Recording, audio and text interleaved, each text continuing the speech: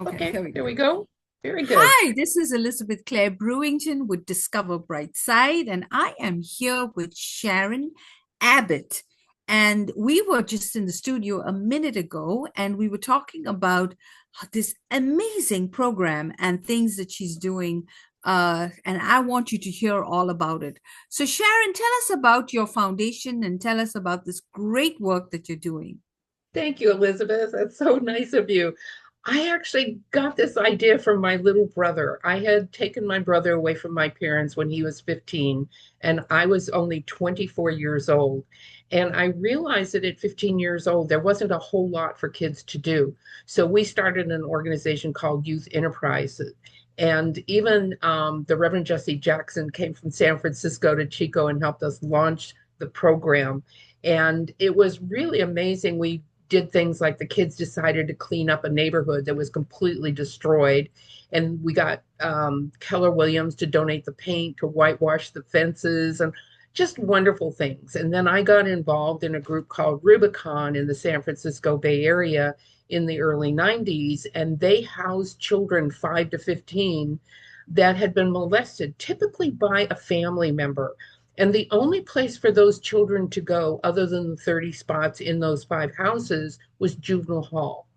And that really made me angry. So I became very aware of what kids are having to go through.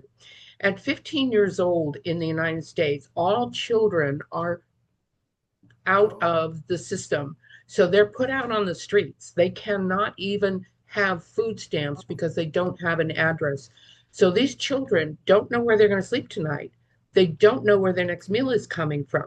Before COVID, we had 200,000 children living on the streets under 18 that didn't have an adult to provide for them. Today, it's 700,000. And statistically, 50% of these kids will end up in prison or not live past their 35th birthday. And we need to do something to help them have the kind of life they truly deserve. So if you're looking in your neighborhood and you see kids hanging out in groups and they're not well groomed, right? Their clothes are beat up. You can tell by looking at them. Sometimes they'll have holes in their shoes, or I met two kids that were actually out on the streets in their pajamas because they didn't have jeans. And I mean, it's just so sad to think of it. Do something. It's like I went to the store well, for 8 years in a row now, on my birthday in November. I do a Coats for Kids drive. And last year we were able to get enough coats for 800 children, coats and blankets. So a simple thing that people can do, have a church get behind a coat drive or, a blanket drive and give the kids at least the warmth in the wintertime. So our program is to take 1,000 boys and girls every 6 months off the streets and move them to a 3-year high school program in Belize. In Belize, we can take care of a child for $15,000 a year. That same care and education would cost 45,000 in the US. The great thing is that all of their required education is going to be in multimedia. All of the programs that we have, including 1950s, 60s muscle cars. We're going to restore them, and the kids have to work on those cars. When we auction those cars off once a year, we're going to keep half to keep the program going, but the 10 kids that work on that one car get to split the other 50% that we make from selling the cars. There's going to be agriculture, there's going to be livestock, construction, manufacturing, and the kids are going to get exposure to everything. So when they're 18, they're going to have better living skills than any child anywhere compared to what we used to do in the early 50s and 60s. And they'll have the best education. They're going to be taught to think for themselves. They're going to be taught to do problem solving, to be creative. Every child's going to have to take music, learn a musical instrument, whether they like it or not, because that helps them be much more rounded in even knowing how to learn math. So they have proven this, and yet our music programs have been taken out of all of our schools. So this is a program that I think everyone can get behind. And I just want to encourage people, look around your community. Get your church involved, get schools to be more aware. You can even ask policemen. See a policeman out and about, stop and ask them, where are the homeless kids? Every single city, including Houston, where I am, there are 24,000 children living on the streets in Houston alone.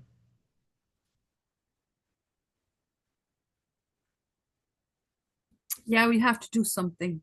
So tell me about your website. How can people contact you? How can people learn about this program? Are you looking to recruit kids or are you looking for donations? How can our channel help promote your message? So the website is Ultimate Business, UNIV as in Victor.com.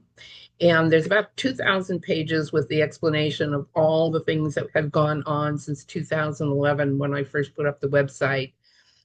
When I look at the things that we need more than anything, I want to get the kids before they get in front of judges. So most of our kids will be referred to us by a judge who's going to say, you can go to juvenile hall where there's 50% less beds and they're all children going to juvenile hall, or you can go to Belize for this 3-year high school program. And I don't know about you, but I'd choose Belize any day. But who knows, but we're going to have more than enough kids to fill the program. But I want to get them referred prior to getting in front of the court systems. So if they get picked up for stealing food, they're a great candidate. I don't care. They need to survive. If they get picked up because they broke into a building to get out of the weather, I still think that that's a soft crime and they shouldn't be punished for that. Um, Anybody that knows of an organization that works with kids, I want them to know about what we're doing so they can create a referral program. I want to connect with other organizations, maybe that do mental issues, alcoholism, drug addiction for kids, because we're not taking those kids. And I want to make sure these kids have a safe place to be able to get through the challenges they're facing. I love it. And I want to be your partner and help you in getting that message out there. So if you know a child that is in need, make sure you contact Sharyn. And we definitely want to learn more about this program and encourage more people to get involved. So thank you so much for coming on our show. And I hope that our audience is going to take action. Thank you so much. Thank you, Elizabeth. I really appreciate it. Okay, so we have to stop recording from your end.